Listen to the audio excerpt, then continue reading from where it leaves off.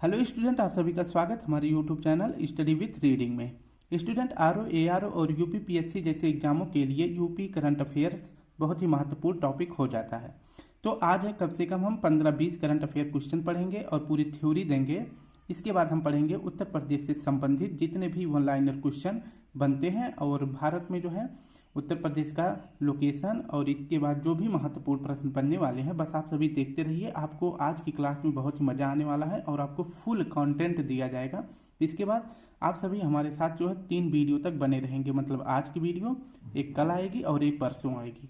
ठीक है, तो ये वीडियो ज़्यादा से ज़्यादा 30 से 35 मिनट से बड़ी नहीं होगी। आप सभी को अगर वीडियो अच्छी ना लगे तो हमको जरूर कहिएगा, और अगर अच्छी लगे तो एक बार जरूर बताइएगा कि हमारा प्रयास ये कैसा रहा। ठीक है, जितना अभी तक हमने आरओ यूपी पीएससी के टॉपिक से संबंधित जो भी आप सभी को क्लासेस दी है यूपी स्पेशल से संबंधित, उसके लिए मैं आप सभी को इन 3 क्लासेस में एक बार जल्दी फिर से रिवीजन कराऊंगा, ताकि कुछ भी अगर पीछे का भूल रहे हो तो फिर से रिवीजन हो जाए। उत्तर प्रदेश करंट अफेयर का मैं अलग से 1 से 1.5 घंटे की क्लास लेकर आऊँगा, जिसमें आपको जो है पूरे 1 साल का करंट अफेयर जो महत्वपूर्ण प्रश्न है वो भी कवर हो जाएगा। लेकिन आज जो है हम कम से कम 15 से 20 क्वेश्चन करंट अफेयर का देखेंगे, फिर इसके बाद हम यूपी स्पेशल के बारे में पढ़ेंगे। तो चलिए शुरू करते हैं। Uttar Pradesh current affair 2023। उत्तर प्रदेश का चौथा बाघ अभ्यारण्य, आप सभी को पता है कि भारत में जो है 25 बाघ अभ्यारण्य हो चुके हैं, जिनमें से 4 अपने यूपी में हैं। तो इसके लिए देखते हैं कि राज्य मंत्रिमंडल ने वन्य संरक्षण अधिनियम 1972, ये पॉइंट याद रखेंगे कि वन्य जीव संरक्षण अधिनियम कब आया था? 1972 में। ठीक है, तो 1972 के तहत चित्रकूट जिला के रानीपुर वन्यजीव अभ्यारण्य को जो है उत्तर प्रदेश का चौथा बाघ अभ्यारण्य के रूप में मंजूरी दे दी गई है। तो 25 बाघ अभ्यारण्य में से 4 बाघ अभ्यारण्य कहाँ पर हैं? उत्तर प्रदेश में। उत्तर प्रदेश में जो चौथा बना है वो कौन सा है?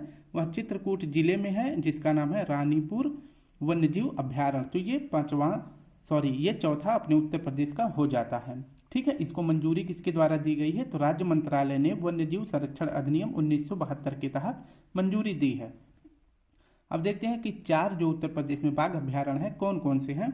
तो पहला आपका हो जाता है दुधवा बाघ अभ्यारण्य, दूसरा आपका है पीलीभीत बाघ अभ्यारण्य, तीसरा है अमनगढ़ बाघ अभ्यारण्य और चौथा है जो चित्रकूट जिले में अभी बना है, तो ये है आपका रानीपुर बाघ अभ्यारण्य।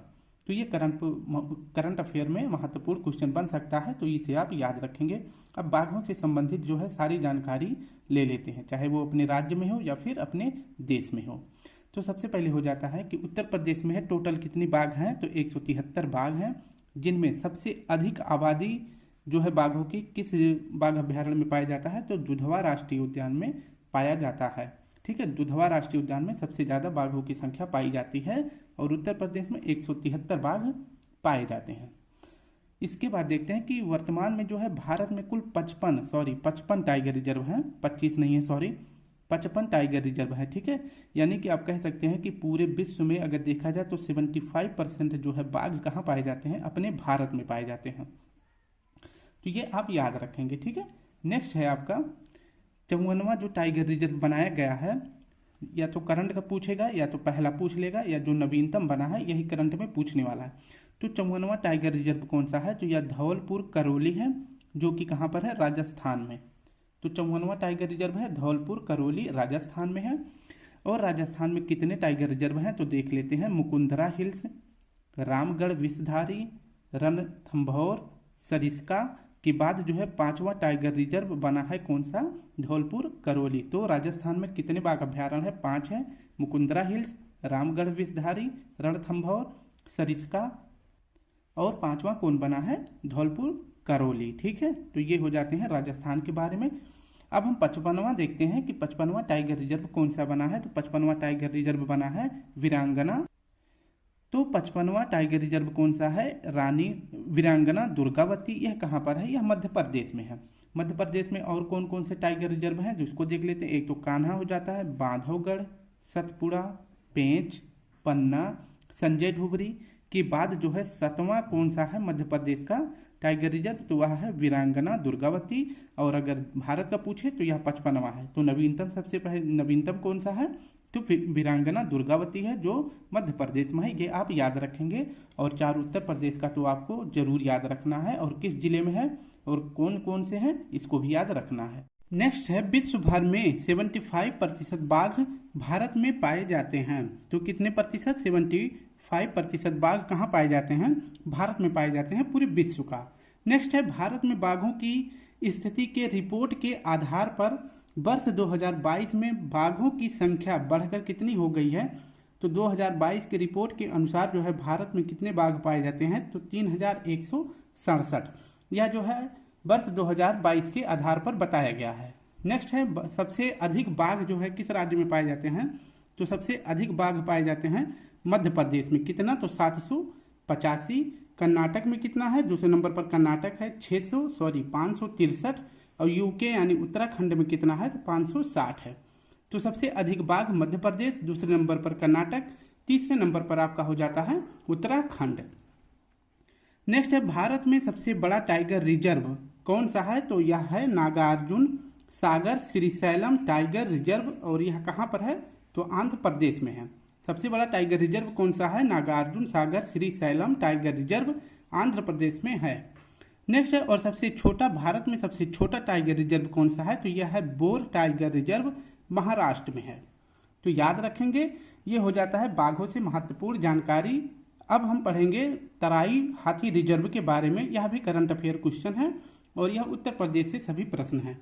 तो तराई हाथी रिजर्व उत्तर प्रदेश के दुधवा पीलीभीत में स्थापित किया जाएगा।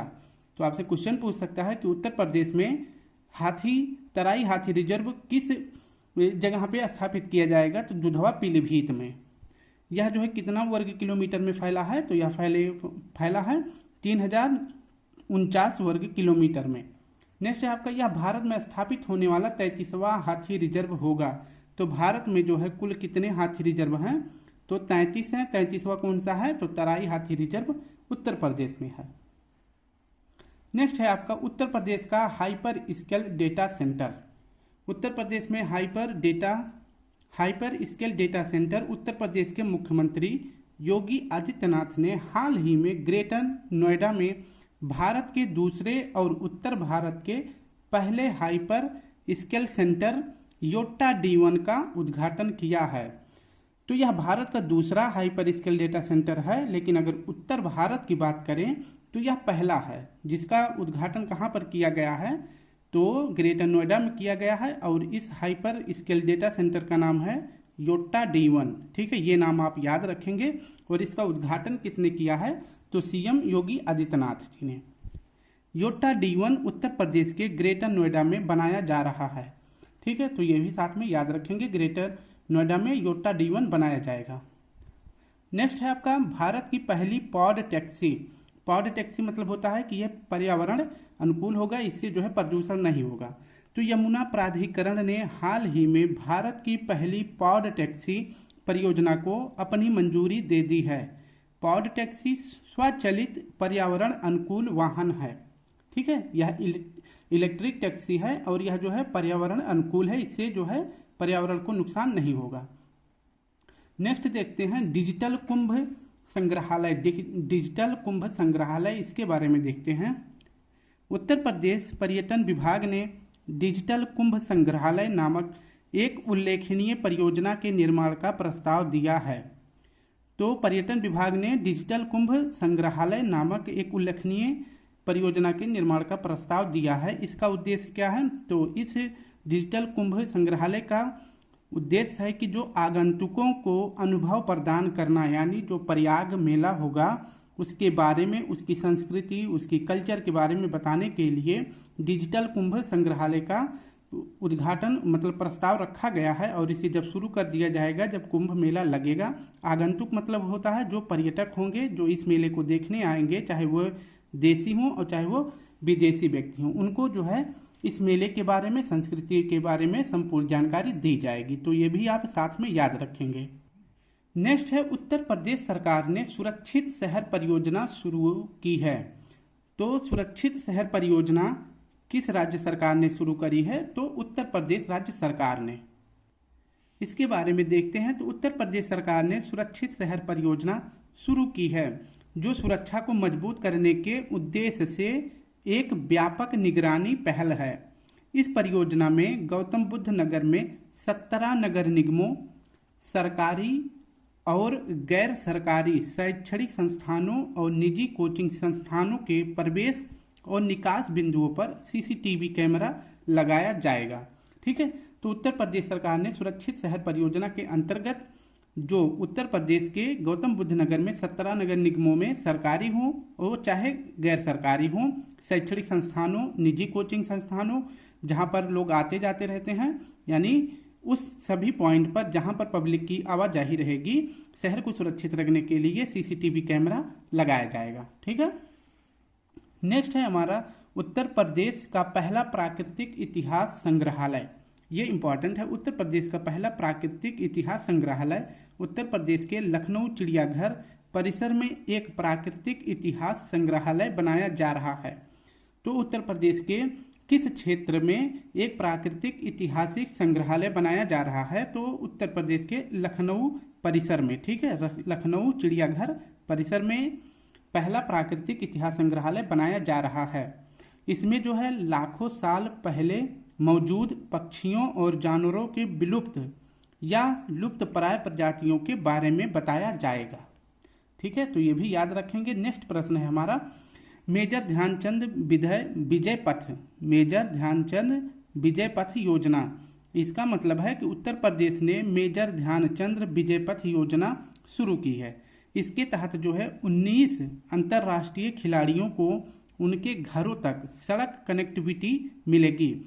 यानी अभी तक जो है इस परियोजना को 19 अंतर्राष्ट्रीय खिलाड़ियों को उनके घरों तक जो है सड़क की कनेक्टिविटी दी जाएगी मेजर ध्यानचंद विजय पथ योजना के तहत।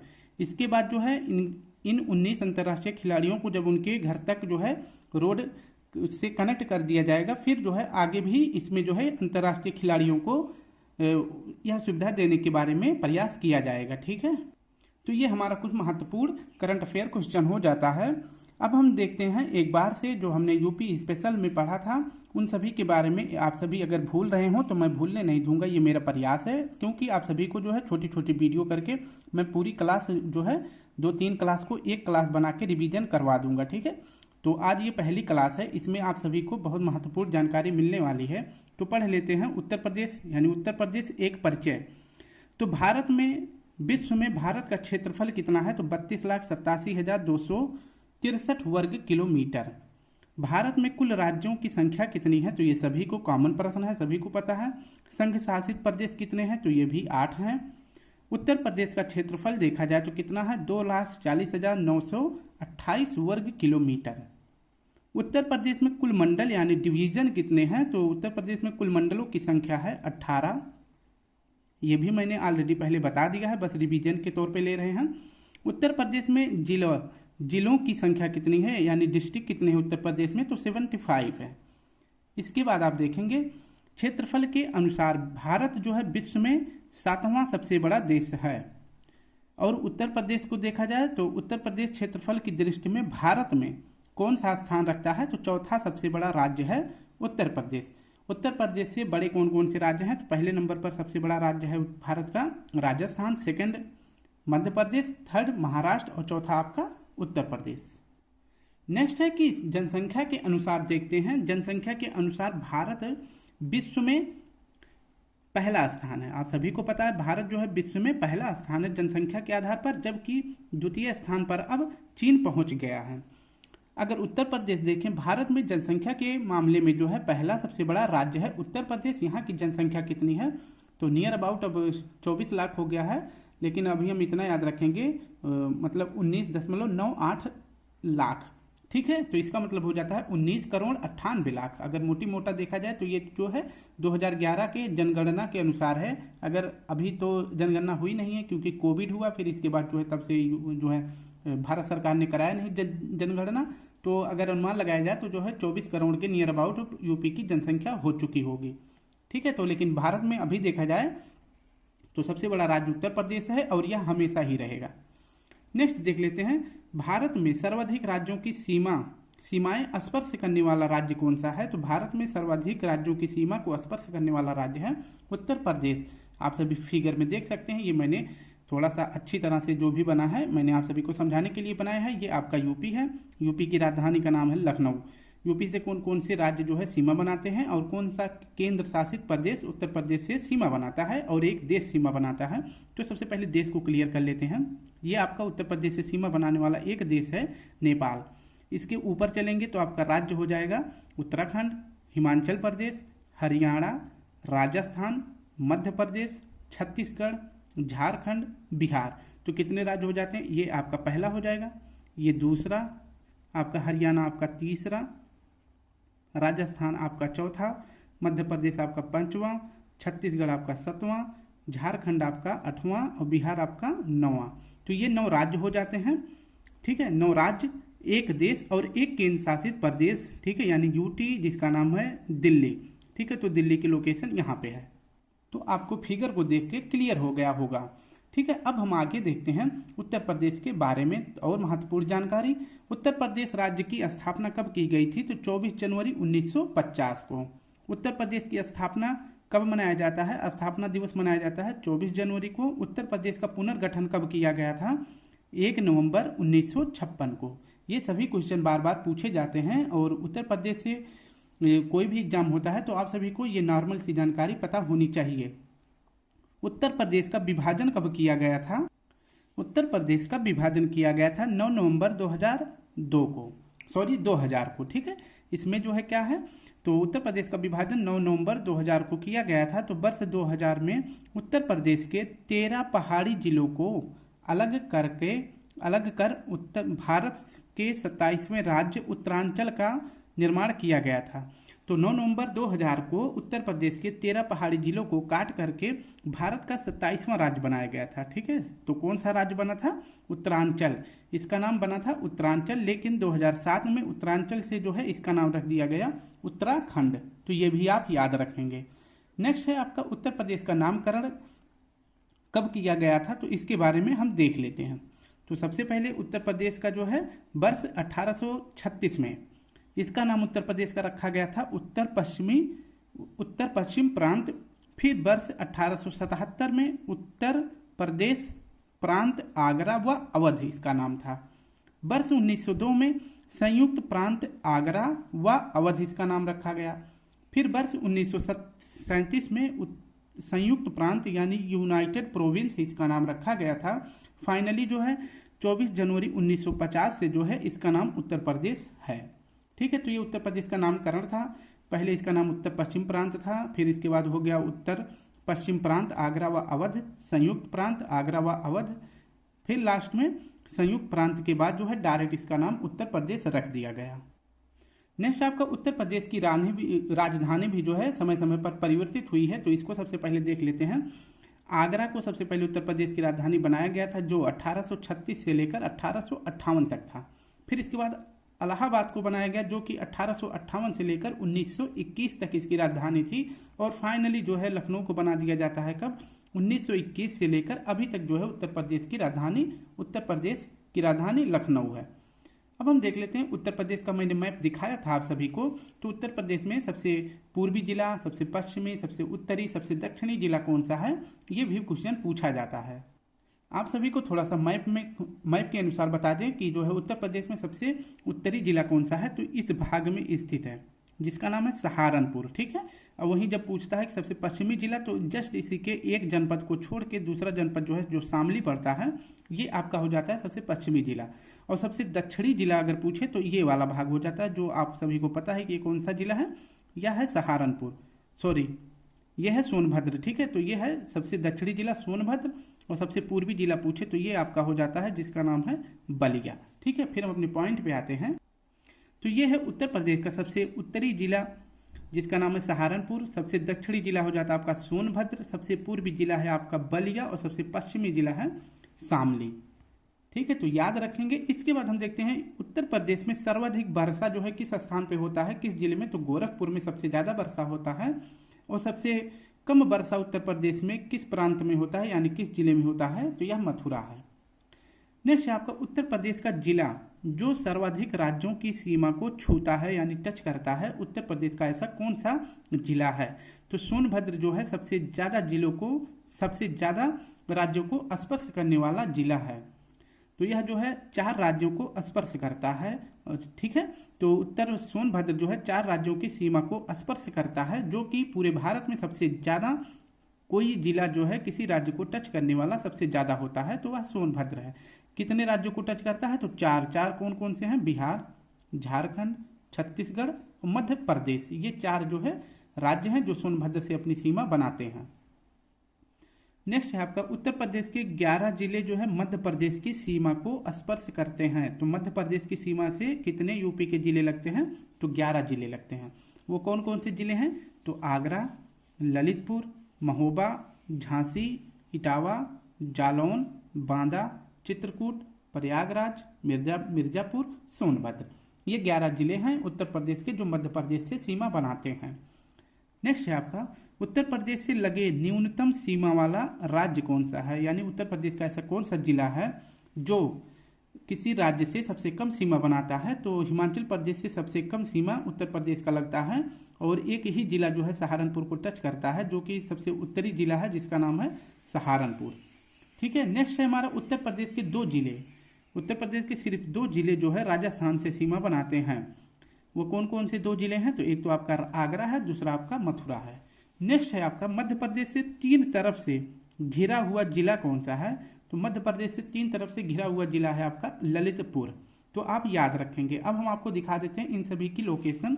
आप देखेंगे सहारनपुर की लोकेशन, आगरा की, मथुरा की और ललितपुर की, ठीक है। मैप में दिखाते हैं आपको। ये आपका यूपी का मैप है, मैंने अपने हाथों से बनाया है। तो यहाँ से लेकर आप देखेंगे छत्तीसगढ़ से, यानी छत्तीसगढ़ से जो है लेकर और यहाँ पर राजस्थान के बीच ये पूरा एरिया किसका पड़ता है? तो ये मध्य प्रदेश का पड़ता है। तो मध्य प्रदेश से कितने यूपी के जिले टच करते हैं? तो 11 जिले टच करते हैं, ठीक है। और मैंने बताया था कि राजस्थान से 2 जिले टच करते हैं। आपको ये वाला स्थान देखना है। एक तो ऊपर हो जाएगा आपका आगरा और नीचे हो जाएगा आपका मथुरा। तो ऊपर आगरा हो जाएगा, नीचे मथुरा हो जाएगा, जो कि राजस्थान से सीमा बनाते हैं। हिमाचल प्रदेश से मैंने बताया था ये उत्तर प्रदेश का सबसे उत्तरी जिला जो है, एक ही जिला जो है हिमाचल प्रदेश से अपनी सीमा बनाता है, वह है सहारनपुर जिला, ठीक है। तो ये 3 डिस्ट्रिक्ट क्लियर हो गया, हिमाचल प्रदेश, राजस्थान और मध्य प्रदेश। इसके बाद मैंने बताया था कि सोनभद्र जिला जो है ये 4 राज्यों से सीमा बनाता है। तो आप देख सकते हैं यहाँ पर ये आपका सोनभद्र जिला है। यहाँ से आपका बिहार टच कर रहा है, यहाँ से झारखंड, इधर से छत्तीसगढ़ और यहाँ से मध्य प्रदेश। इसके बाद एक क्वेश्चन और पूछा गया है कि उत्तर प्रदेश का कौन सा ऐसा जिला है जो 3 राज्य को स्पर्श करता है। तो 3 राज्य को स्पर्श करने वाला जिला सहारनपुर है। 4 राज्य को सोनभद्र टच करता है, 3 राज्य को सहारनपुर। एक तो आपका उत्तराखंड, दूसरा हिमाचल प्रदेश, तीसरा हरियाणा, ठीक है। तो यहाँ से प्रश्न भी बना है और ये भी बना है। नेक्स्ट आपका उत्तर प्रदेश के मंडल व जिले। तो उत्तर प्रदेश के मंडल के बारे में देखते हैं। तो मंडलों की संख्या उत्तर प्रदेश में यानी डिवीजन कितने हैं? तो 18 हैं। सबसे बड़ा मंडल कौन सा है? तो 3 सबसे बड़े मंडल हैं। मंडल का मतलब होता है कि उस मंडल के अंतर्गत उत्तर प्रदेश के कितने जिले शामिल किए गए हैं। तो ऐसे 3 मंडल हैं जिनमें जो है 6 जिले शामिल किए गए हैं। एक तो आपका हो जाता है कानपुर, इसमें भी 6 जिले शामिल हैं। दूसरा आपका लखनऊ है, इसमें जो है 6 जिले शामिल हैं। और तीसरा आपका मेरठ, इसमें भी 6 जिले हैं। अगर आप सभी को इसको विस्तार रूप से देखना है और समझ के भी देखना है तो मैं कोशिश कर रहा हूँ कि पूरा एक्सप्लेनेशन दे दूंगा, बट ये जो है आप सभी को 3 वीडियो में पूरा उत्तर प्रदेश का इतिहास से लेकर सब कुछ पूरा कवर करना है 3 वीडियो में। वीडियो सिर्फ आधे घंटे की होगी, जो मोटा पॉइंट होगा वही कवर करने वाले हैं। अगर आप सभी को पूरी डिटेल में देखनी है तो प्लेलिस्ट में वीडियो सेव है, उसे वहाँ से जरूर देखें, ठीक है। तो आप सभी को मंडल में अगर कोई मंडल, जिला, इन सभी में ब्लॉक में कन्फ्यूजन होगा तो मैं आप सभी को एक बार फिर से बता देता हूँ। तो मान लीजिए आपका पूरा भारत एक मैप है, ठीक है। भारत एक देश है, इसके अंतर्गत जो है कितने राज्य हैं? तो 28 राज्य हैं। इसमें से मैंने एक राज्य लिया है उत्तर प्रदेश। उत्तर प्रदेश में मंडल कितने हैं? तो 18 मंडल हैं। इसके बाद जिले कितने हैं उत्तर प्रदेश में? तो 75 जिले हैं। और तहसील कितने हैं? तो 350 तहसील हैं। अगर अब तहसील के नीचे जाएंगे तो आपको क्या मिलेगा? ब्लॉक मिलेगा। और ब्लॉक के नीचे जाएंगे तब आपको क्या मिलेगा? विलेज, ठीक है। तो ये सबसे निचला स्तर आपका हो जाता है विलेज, उसके ऊपर होता है ब्लॉक, ब्लॉक से ऊपर तहसील, तहसील के ऊपर जिला, जिला के ऊपर मंडल, मंडल के ऊपर राज्य, राज्य के ऊपर अपना प्यारा भारत। उत्तर प्रदेश में जिलों की संख्या कितनी है? तो उत्तर प्रदेश में मैंने बताया 75 जिले हैं। उत्तर प्रदेश का 75वां जिला कौन सा है? तो यह संभल है।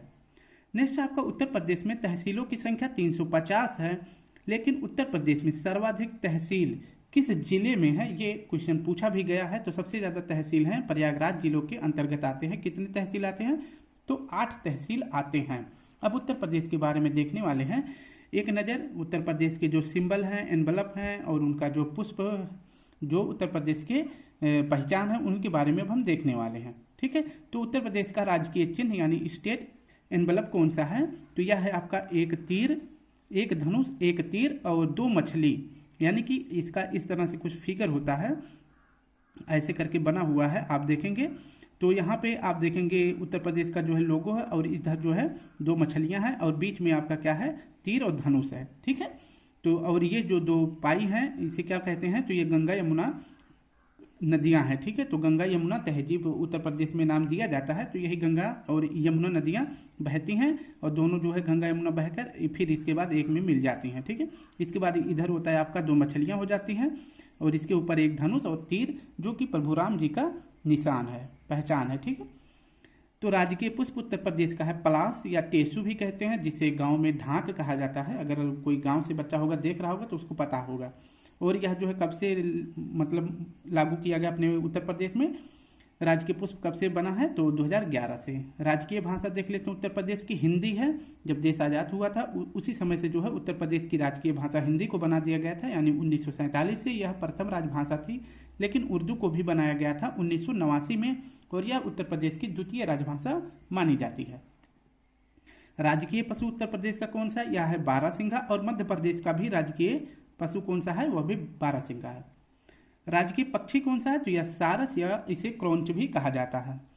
अब एक नज़र डालते हैं जो प्रथम व्यक्ति हैं उत्तर प्रदेश के इतिहास में, जो प्रथम व्यक्ति पहली बार उस पद पर पोस्ट हुए हैं और जो वर्तमान में उस पोस्ट पर बने हैं, उसके बारे में देखते हैं। तो उत्तर प्रदेश के वर्तमान मुख्यमंत्री यानी 2022 में जो है कौन बने हैं, कौन है? तो योगी आदित्यनाथ जी हैं। इनका कार्यकाल में देखा जाए तो ये 33वें क्रम के मुख्यमंत्री हैं, लेकिन व्यक्ति के रूप में देखा जाए तो 21वें नंबर के मुख्यमंत्री हैं। 33वें नंबर का कार्यकाल मतलब कोई मुख्यमंत्री जो है 2 से 3 बार भी मुख्यमंत्री रह चुका है। इस आंकड़े पर जो है कार्यकाल ज़्यादा है और व्यक्ति के तौर पर कम है। जैसे आप देख सकते हैं कि मायावती जी जो है उत्तर प्रदेश की 4 बार मुख्यमंत्री रह चुकी हैं और योगी आदित्यनाथ जी 2 बार रह चुके हैं। इसी प्रकार से जो है कार्यकाल में ज़्यादा हो गए हैं और व्यक्ति में कम है। उत्तर प्रदेश के प्रथम मुख्यमंत्री कौन थे? तो ये थे पंडित गोविंद बल्लभ पंत। उत्तर प्रदेश के प्रथम महिला मुख्यमंत्री कौन थी? तो यह सुचेता कृपलानी जी थी। और उत्तर प्रदेश की द्वितीय महिला मुख्यमंत्री कौन थी? तो सुश्री मायावती जी थी। ठीक है, नेक्स्ट आपका उत्तर प्रदेश में सर्वाधिक बार मुख्यमंत्री बनने वाली कौन है? तो यह सुश्री मायावती जी हैं। और कितनी बार बनी है अब तक? तो सबसे ज़्यादा बार 4 बार बन चुकी हैं उत्तर प्रदेश की सीएम। उत्तर प्रदेश के मुख्यमंत्री जो देश के प्रधानमंत्री भी बने हैं, कौन से हैं? तो 2 मुख्यमंत्री उत्तर प्रदेश के ऐसे हैं जो देश के प्राइम मिनिस्टर भी बने हैं। तो पहले थे चौधरी चरण सिंह, जिनके याद में जो है 23 दिसंबर को किसान दिवस मनाया जाता है। और दूसरे हैं श्री विश्वनाथ प्रताप सिंह। ये 2 ऐसे मुख्यमंत्री रहे हैं जो देश के प्राइम मिनिस्टर भी बने हैं।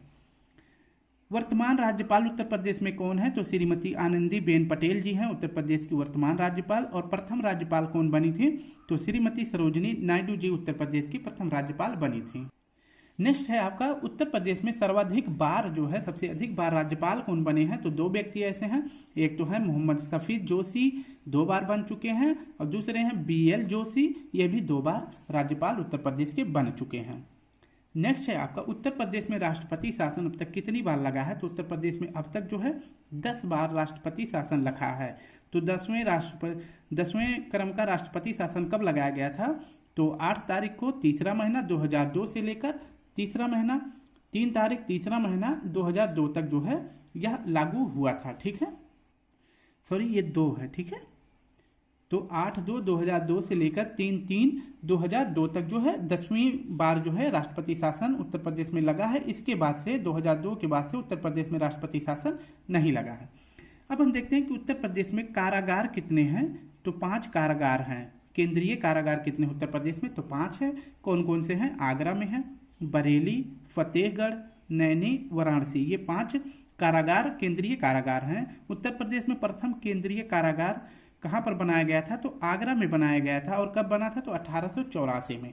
तो स्टूडेंट, ये उत्तर प्रदेश के बारे में महत्वपूर्ण जानकारी है। कल की वीडियो में भी ऐसे ही महत्वपूर्ण टॉपिक रहने वाला है। बस आप सभी 3 वीडियो तो जरूर देखें। अगर आप सभी को अच्छे मार्क्स करने हैं तो इससे क्वेश्चन 100% बनने वाला है। बस आप सभी जो है डेली के आधे घंटे हमारे साथ बने रहेंगे, जिससे आप सभी को यूपी स्पेशल में जो है महत्वपूर्ण प्रश्न मिल जाएंगे डायरेक्ट। ठीक है, वैसे मैंने ये सभी करा दिया है, लेकिन जो है थोड़ा सा आप सभी का रिवीजन हो जाएगा। इसके मकसद से जो मैंने 3 वीडियो में पूरे यूपी स्पेशल को कवर करने की कोशिश करी है। ठीक है, तो कल फिर मिलते हैं। अगर आप सभी को इसका पीडीएफ चाहिए तो मुझे मैसेज करना, मैं आपको टेलीग्राम पर इसका पीडीएफ डाल दूंगा। ठीक है, तो चलिए फिर मिलते हैं कल के लिए। आप सभी को आज के लिए आप सभी को प्यारा सा जय हिंद, जय भारत।